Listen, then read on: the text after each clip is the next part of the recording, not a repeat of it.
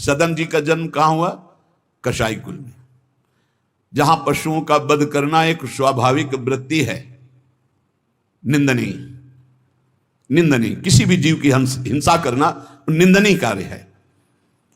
देखो, पर कभी कभी ऐसे महापुरुषों का प्रभाव प्रकाशित होता है कि कुल कर्म छू भी नहीं सकते।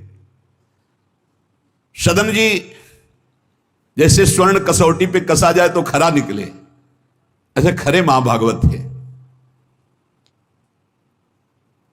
उनके हृदय में एक बार कुछ रिश्ते नातेदार आए, बच्चे ही थे, तो पिता एक छोटा बछड़ा लाए थे। वहां तो कटते ही रहते थे। पिता ने कहा कि ज्यादा तो इसमें मांस नहीं, इसकी टांगों में मांस से पहले तो फिर अपने अतिथि का स्वागत करते हैं। सदन जी ने जब सुना उसके पास गए तो लिपट कर रोए, बच्चे थे, बछड़े से। ऐसा ऐसा मेरे पिताजी कह रहे हैं तुम्हें काटा जाएगा, और ऐसे दुलार कर रहे थे। बछड़े के भी देखा आंसू निकल रहे। हर जीव को पता है, कष्ट का पता होता है। तो उसने कहा एक भागवती महापुरुष का जीवन बदलना है, इसलिए मानो बछड़े ने कहा कि तुम अपने पिताजी से कह दो, उचित तो यह है कि पहले मेरी गर्दन काटे। तो सदन जी ने कहा ऐसा क्यों? बोले क्योंकि मैं पूर्व में ऐसा था, तुम्हारे पिताजी पशु थे और मैंने इनकी गर्दन उड़ाई है, तो मैं अब पशु बना हूं, इनसे कह दो तुम्हें गर्दन ही काटनी चाहिए, पहले जिंदा टांग मत काटो, मैंने तुम्हें इतना कष्ट पूर्व में नहीं दिया था, सीधे गर्दन काटी थी। इसका मतलब जो कर्म किया जाता है उसका फल मिलता है पक्का। मैंने पूर्व में तुम्हारे पिता की गर्दन काटी थी इस जन्म में, इसीलिए मुझे पशु बनना पड़ा, और तुम्हारे ही पिता मेरी गर्दन काटेंगे पक्का, तुम रोक नहीं सकते, क्योंकि वो विधान है। पर वो पहले टांग ना काटे, पहले गर्दन काटे। अब ये घटना उनको बहुत छुई। जीव को अपने कर्म का फल भोगना पड़ता है जन्म जन्मांतरों में। बच्चे ही थे, कुछ संत मंडली जा रही, यही है मत की रति गति भूति भलाई, जब जे जतन जहां जे पाई, सो जानो सत्संग प्रभाव। सत्संग का एक अमोघ प्रभाव होता है। वो संतों के सामने गए, चरणों में लौट गए, बालक थे। संत जनों ने उठो उठो बच्चे, तो रोते हुए बोले कि हर कर्म का फल जीव को भोगना पड़ता है, कोई ऐसा साधन है जिससे कर्म का फल ना भोगना पड़े और जीवन मुक्त हो जाए, जीव मुक्त हो जाए? उनका भगवान का निरंतर नाम रटना, श्री हरि हरि नाम निरंतर रटे और स्वयं किसी जीव को कष्ट ना दे और संतों का संग करता रहे तो जीवन मुक्त हो जाएगा। बस छोटे से बालक सदन जी में बात बैठ गई, बस अंदर शुरू कर दिया, हरि श्री हरि श्री हरि श्री हरि। संतों की बात मान ले तो परम पद जेब में है। अब पिताजी जब तक रहे तब तक वो वध करते रहे जीवों का, लेकिन सदन जी ने कभी कभी किसी का वध नहीं किया। वो कुल परंपरागत मांस खरीद लाते और उसी को मुनाफा करके बेचते और परिवार का पोषण करने लगे। एक दिन ये रास्ते में आ रहे थे तो किसी साधु का बटुआ ढीला होगा तो शालिग्राम भगवान गिर पड़े थे। इन्होंने उठाया कि अच्छा चमकता हुआ कोई पत्थर है, तो शालिग्राम भगवान को लाए। तो उन्होंने अंदाज में कि आधा 1 किलो के वजन का काम तो करेंगे, तराजू में रख दिया। हरि श्री हरि श्री हरि श्री हरि, हर समय नाम जपना। ये तो बचपन से शुरू था संतों की कृपा से, और भगवान से अंदर से समर्पण था। ये नहीं जानते थे कि शालिग्राम भगवान है, देखा ही नहीं था कभी भगवान के शालिग्राम रूप को। अब जैसे कोई कहता कि 5 किलो दो, तो 5 किलो शालिग्राम बन जाते, 2 किलो तो 2 किलो दो। अब तो बहुत बढ़िया काम की बाट बदलने की जरूरत नहीं, एक ही बाट में जितना मांगो उतना दे देंगे और ठीक वजन उतना ही होता, कभी किसी को संशय नहीं हुआ। एक दिन वो संत समागम करते ही थे तो एक संत भगवान आए। कोई इनके यहां ये भेद नहीं मानता था कि अमुक कुल की, क्योंकि इतने महाभागवत थे। संतों के चरणामृत लेना, उनके पास बैठकर सत्संग करना, तो संत जन इनके यहां आकर के बैठते थे। इनके यहां आकर के थोड़ी देर भगवत चर्चा, बड़े उच्च कोटि के भाव सदन जी के प्रकाशित थे। तो एक संत भगवान ने देखा कि ये तो बड़े सिद्ध शालिग्राम हैं, इनमें तो चक्र का चिन्ह भी है और ये इससे मांस तोलते हैं। अश्रुपात होने लगे। संत जी के की ऐसा अनर्थ करते हो तुम, भगवान के भक्त हो। संत जी ने सदन जी से बताया कि जानते हो तुम्हारे बांट नहीं है, स्वयं शालिग्राम भगवान है, और इतना घृणित कार्य कि तुम इनसे एक तरफ मांस और एक तरफ शालिग्राम। बड़ी बड़ी उनको व्यथा हुई। सदन जी ने कहा मुझे कुछ पता नहीं, मैं नहीं जानता, मेरे लिए तो ये बहुत सिद्ध बांट है, मैं जितना ग्राहक मांगता है उतना ही, आधा किलो तो आधा किलो, 5 किलो तो 5 किलो बन जाते हैं। आप देखो अपने कुल कर्म को कर रहे हैं और नाम जप कर रहे हैं और संतों की कृपा है। तो देखो अचानक रास्ते में भगवान शालिग्राम जी मिले थे। उन्होंने कहा अगर ये भगवान है तो आप ले लो, हम तो सेवा पूजा कुछ जानते नहीं, आप इनको ले जाओ। संत जी ले गए और देखो ये हृदय में बैठा लीजिए, संत मिले मतलब आखिरी जन्म हमारा है। विश्वास अगर कर ले, पक्का समझ लीजिए ये तुम्हारा विश्वास काम करेगा। निमज्जोन्मज्जताम घोरे भवाब्धौ परमायनम संतो ब्रह्मविदा शांता निर्दडे वापसु मज्जताम। इस घोर संसार सागर में जो हम डूब रहे हैं, तो भगवान भेजते हैं ब्रह्मवेत्ता संत महापुरुष का समागम, और जहां संत मिले तो आखिरी जन्म समझो इस संसार समुद्र से पार होने के लिए सुदृढ़ नौका संत समागम है। भव सागर कहा नाव शुद्ध संतन के चरण, तुलसीदास प्रयास बिनु मिलहि राम दुख हरन। संतों के चरणों का सानिध्य मिला तो देखो सदन जी हरिनाम जपने लगे, सदन जी के हृदय में संतों की प्रति प्रियता बढ़ी, शालिग्राम भगवान मिल, सब बानक बन जाता है।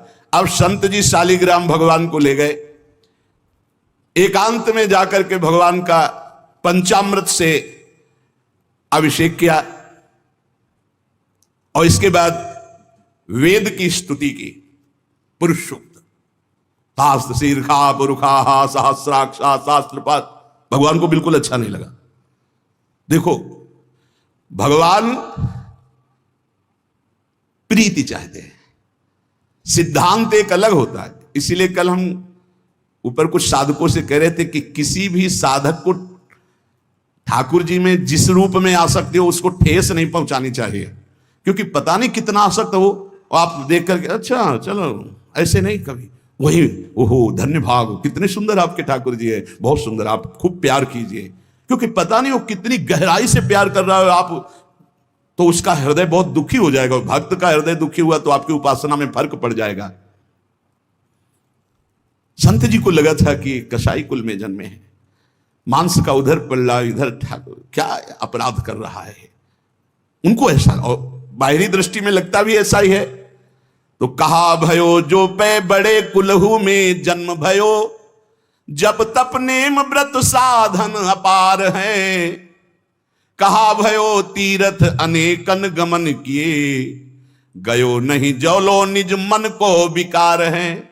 जौलो मेरे संतन में राखे जाति भेद सदा, तौलो कहो कैसे वह पावे सुख सार है। मेरे साधु नीच पद पंकज ना धोयो, जौलो सब शास्त्रन को पढ़िबोई भार है। जरा भी भाव किसी भी संत जो भगवत मार्ग के प्रतीक है, जाति पक्ष में रूप पक्ष में, इनके तेज तो है नहीं, ये तो ऐसे बिल्कुल नहीं, सावधान, पता नहीं कौन किस कोटि का, उच्च कोटि का महापुरुष आपका चिन्ह। उन संत बहुत अच्छे संत थे, पर उनके मन में बात आ गई कि जाति के तो कसाई है, काम तो नीचे ही है, मांस। देखो नहीं जाना भगवान की महिमा, हम समझ रहे थे उच्च कोटि के, और वो बहुत उच्च कोटि के महापुरुष सदन जी, निरंतर नाम जप। और एक खास बात थी सदन जी में, दैन्यता, कि मैं तो किसी योग्य नहीं, और उनको पता भी नहीं था कि शालिग्राम भगवान है। तो लेके आयो साधु, मैं तो बड़ो अपराध कियो अभिषेक, सेवा करी पे न भाई है। ये तो प्रभु रीझे तो पे जोई, चाहो सोई करो, गरो भरी आयो सुनिमति बिसराई है। तेई हरि उरधारी डारी दियो कुलाचार, चले जगन्नाथ देव चाह उपजाई है। मिले एक संग संग जात वे सुगात, सब तब आप दूर दूर रहे जान पाई है। संत जी ने बड़ा अभिषेक किया, वेद स्तुति की, भगवान को भोग लगाया, बड़ी प्रसन्नता से उच्च सिंहासन पर विराजमान किया। भगवान उसी समय आकाशवाणी हुई, ए साधु, मुझे ये तुम्हारी वेद स्तुति बिल्कुल पसंद नहीं, तुम्हारा ये पंचामृत स्नान भोग ये सब, तुम मेरे भक्त पर नीच बुद्धि करके मुझे लाए हो ना, ये मुझे तुम क्या समझते हो? वेद मेरी श्वासों से ही तो प्रकट हुए हैं। वेद क्या है? भगवान की श्वासों से वेद का प्रादुर्भाव हुआ। सो हरि पढ़े ये अचरज भारी, चारों वेद भगवान के श्वासों से प्रकट हुए। जाकी श्वास वेद श्रुतिचारी, जिनकी श्वासों से चारों वेदों का प्रादुर्भाव हुआ।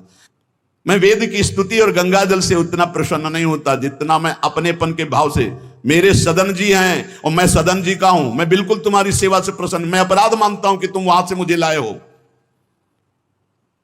साधु जी यह बात सुनकर एकदम घबरा गए।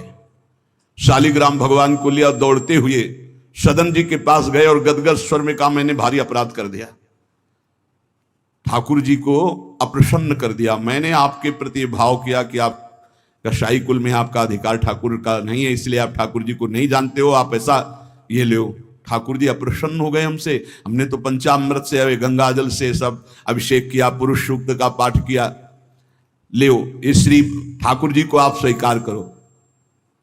विधि पूर्वक सेवा से ठाकुर जी प्रसन्न नहीं हुए, अपनेपन से ठाकुर जी को सबसे ज्यादा अपनापन, प्रेम भाव। सदन जी शालिग्राम भगवान को अब जो देख रहे हैं वो दूसरा भाव है, ये भगवान है, मुझे तो अभी तक पता ही नहीं था। साधु जी जब चले गए तो कहा, अब तौलने के काम में तो नहीं, एक सुंदर नवीन कपड़े में ऐसे गले पे लगा लिए, ठाकुर जी गले पे डाल लिए। भगवान रीझते हैं भक्त की अपनेपन की प्रीति में, जो चाहे वो प्राप्त कर सकता है, सिर्फ अपनापन प्रभु को चाहिए। हम यही कहते हैं बार बार कि अपनेपन पे कुल्हाड़ मत चलाओ, विश्वास पर कुल्हाड़ मत चलाओ, साधना बने ना बने लेकिन हमारे माई श्यामा जी को राज पार हो जाओगे, हमारी बात मान लो। श्री जी सिर्फ अपनेपन को देखती हैं, सिर्फ अपनेपन को। अवगुण करे समुद्र सम गणत ना अपनो जान, राय के संभजन को मानत मेरु समान। श्री सदन जी ने निज हृदय से लगाया और आंसू बहने लगे कि प्रभु मुझे तो आपका ज्ञान ही नहीं कि आप भगवान हो। आंसुओं से अभिषेक हुआ, नाथ अभी तक तो मैं आपको जानता नहीं था, बड़ा अपराध हुआ, लेकिन आज मैं, जब आप हमें इतना प्यार करते हैं, जब साधु ने बताया कि मुझे भगवान ने कहा है कि मैं जितना सदन जी को प्यार करता हूं, उनकी मैं भावना से प्रसन्न, तुम्हारी सेवा से नहीं, उनको अद्भुत वैराग्य हो गया। बोले आज के बाद घर परिवार में ही नहीं रुकूंगा, अब केवल भगवान का होकर वैराग्य भाव से जीवन भगवान को समर्पित करता हूं। शालिग्राम जी गले में टांगे और कहा, पहली यात्रा जगन्नाथपुरी, पहले जगन्नाथ जी के दर्शन करूंगा जाकर, पूरा जीवन अब भगवान के लिए। भगवान देखो कैसे कृपा करते हैं। बचपन में संतों से उपदेश मिला, नाम जब शुरू किया, ऐसे उच्च कोटि के महात्मा के ऐसा कार्य करने पर भी सब संत उनके यहां जाते थे, और उसका परिणाम हुआ कि घोर वैराग्य युक्त होकर भगवान के अनुराग में घर से चल दिए। श्री सदन जी कुटुंब परिवार कुल व्यापार सब छोड़कर जगन्नाथ जी के दर्शन के लिए चले। कुछ दूर चलने पर यात्रियों का समुदाय दिखाई दिया जो जगन्नाथपुरी जा रहे थे, तो उनके संग हो गए।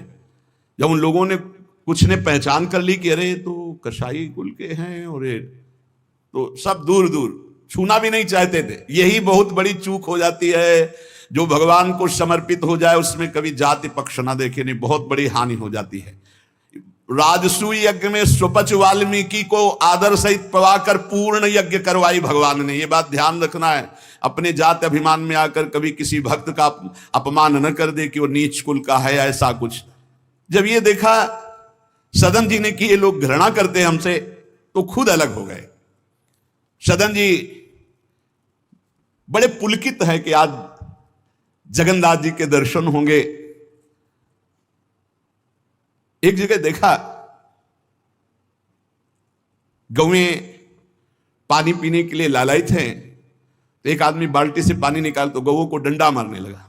सदन जी ने कहा, क्यों, पानी क्यों नहीं पीने देते? तो बोले, इतना गहरा कुआं है, घसीटने से हमारे हाथ दर्द होते, अपने घर के लिए ले जाएंगे कि इनको पिलाएंगे? तो उनका, अगर आप कृपा करें कुछ समय हमें दे दें बाल्टी और मैं भरूं, तो बोले मुझे फिर कोई परेशानी नहीं। भर भर करके 2500 गाय थी, सबको पानी पिलाया। शाम हो गई, पानी खींचने में पिलाने में समय लगा, तो उन्होंने सोचा गांव में भिक्षा मांग लेते हैं और आज रात्रि कहीं एकांतवास कर लेते हैं और सुबह जगन्नाथ जी के दर्शन करेंगे।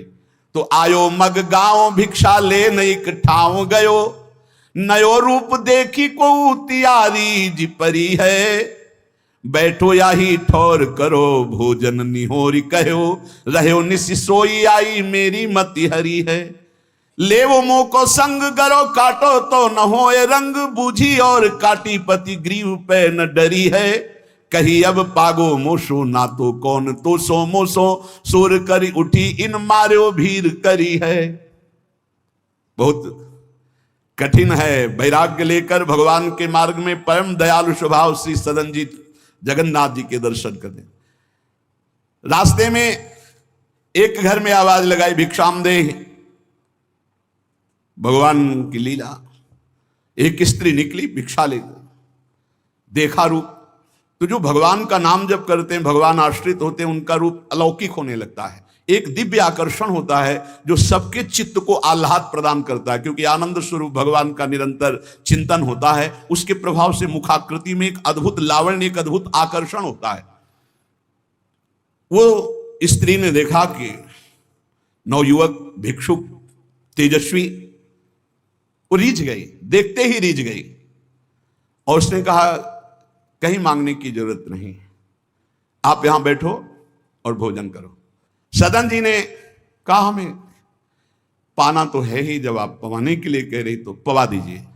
स्वाभाविक, क्योंकि अभी वैराग्य मार्ग में निकले। उस स्त्री ने प्रार्थना की, भोजन बना के पवाया और कहा प्रभु यदि आज रात्रि यहीं विश्राम कर लें तो आपको क्या, सुबह जगन्नाथपुरी चले जाइए। आपने उस स्त्री के विशेष आग्रह को स्वीकार करके उसके घर में शयन करना स्वीकार कर लिया। जब उसके पति सो गए तो रात्रि में उठ करके आई और आपके पास आकर बोली कि मैं आपको देख करके काम से पीड़ित हो चुकी हूं, अतः आप मुझे स्वीकार कीजिए और मैं सदा सदा के लिए आपके साथ के लिए चल दूंगी। सदन जी ने कहा यदि तू मेरा गला भी काट डाले तो भी मैं तुझे स्पर्श नहीं कर सकता, क्योंकि तेरा पति है। अच्छा, उसने गलत अर्थ ले लिया। उसके भाव में आया कि अगर पति है तो ये स्पर्श नहीं करेंगे, अगर पति ना हो तो स्वीकार कर लेंगे। कोआ मदांधो मदना तुरो, अंधों में भी अंधा कौन है, बोले जिसमें काम जागृत हो जाए। वो ऐसे काम से व्याकुल हो गई कि सोते हुए अपने पति का बिल्कुल भी प्रियता न रखते हुए गला काट दिया और आकर बोली सदन जी से कि अब मुझे स्वीकार करो, आपको पति का भय था ना, गला काट दिया। सदन जी ने कहा कि तू कितनी नीच है, जब तू अपने पति का गला काट दिया तो तू कितनी नीच है, इतना सोचा है? वैसे ही मैं तुझे स्पर्श नहीं करता, अब तो तुझे देखना भी नहीं।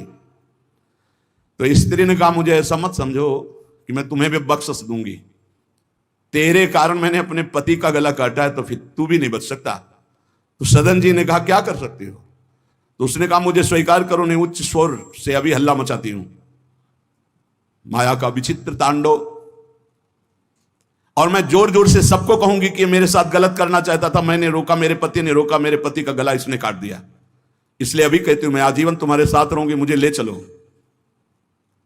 सदन जी ने कहा गला कटवाना बर्दाश्त है, लेकिन स्पर्श नहीं कर सकता। ये सब चूकों की चूक का पूर्ण आहुति, इससे पूर्णता हो गई। मैं धर्म के विपरीत नहीं चल सकता, तू चाहे मेरा गला तू काट दे या समाज से कटवा दे। सदन जी भगवान के भक्त थे, उनके भोले भक्त होते हैं भगवान के, ज्यादा बुद्धि नहीं लगाते हैं। नहीं तो रुकना ही नहीं चाहिए था, या उसी समय भाग जाना चाहिए था, भागना चाहिए था। वहां बैठ करके उपदेश नहीं, जब ऐसी घटना है तो भागना चाहिए था। जब वो कि प्रश्न करने के बाद जब सदन जी ने कहा कि तुम्हारा पति है, तुम ऐसा कैसा दुराचारपूर्ण भाव रखती हो, तुम मेरा गला काट दो तो भी तुम्हारा स्पर्श नहीं कर सकता। अब तो उसने देखा कि ये हल्ला मचा दिया, दौड़ो दौड़ो, देखो ये ऐसा ऐसा। अब गांव के लोग इकट्ठा हो गए, तुरंत बंदी बनाए गए सदन जी। वहां कौन सुने सदन जी, कौन सुनता है, भीड़ में कोई सुनता है। कड़ा शासन बादशाह का था, उनके सामने पेश किया गया। हाकिम पकड़ पूछे कहे हंसी मार्यो हम, डार्यो सोच भारी कही हाथ कत डारिये, कट्यो कर चले हरि रंग मांझ ढिले, मानी जानी कछ चूक मेरी यह उर्धारिये, जगन्नाथ देव आगे पालकी पठाई लेन, साधना सो भक्त कहा चढ़े ना बिचारिये, चढ़ी आए प्रभु पास सुपनों सो मिट्यो त्रास, बोले दे कसौटी हूं पे भक्ति विस्तारिये।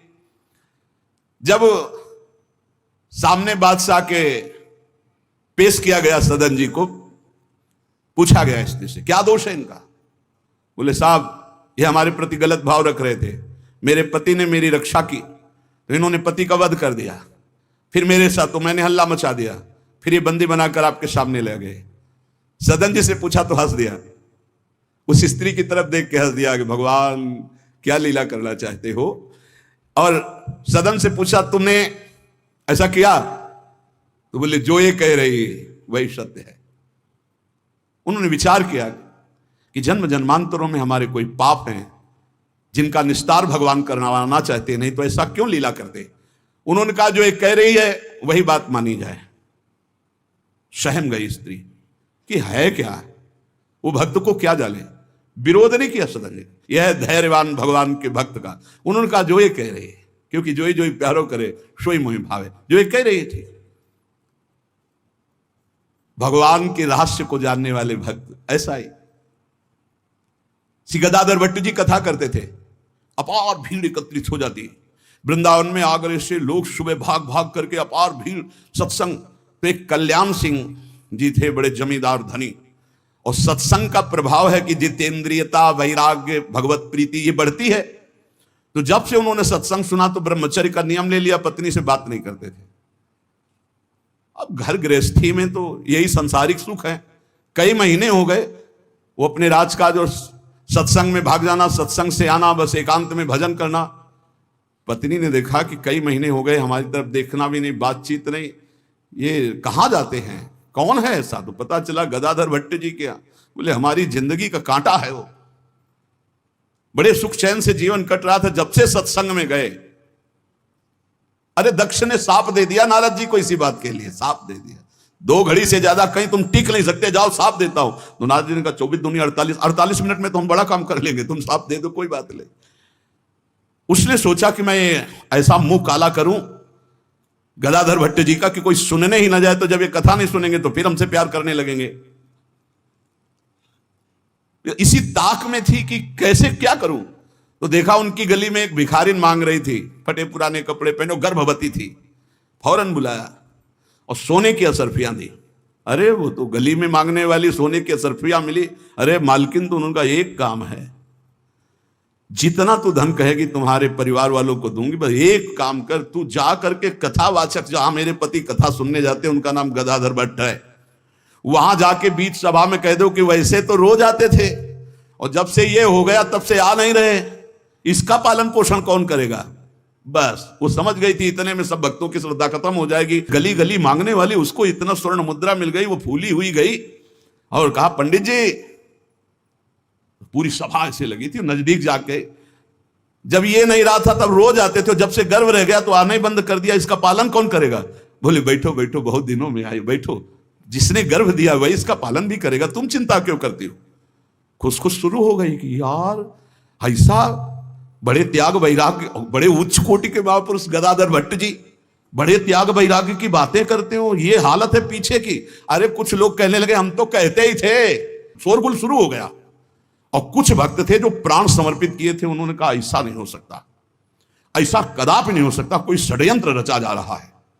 तो उनमें एक बहुत श्रद्धावान और समर्पित थे, उनको बिल्कुल चैन नहीं पड़ा। सोचा अगर सामने से कुछ तो फिर हमारे ऊपर गदाधर भट्ट जी की, और वो समता प्राप्त पुरुष, जैसे सदन जी ने कह दिया जो ये कह रही वही सत्य है, ऐसे उन्होंने कहा कि तुम चिंता क्यों करती हो, जिसने गर्भ दिया वही पालन करेगा, बैठो तुम आराम से सत्संग सुनो।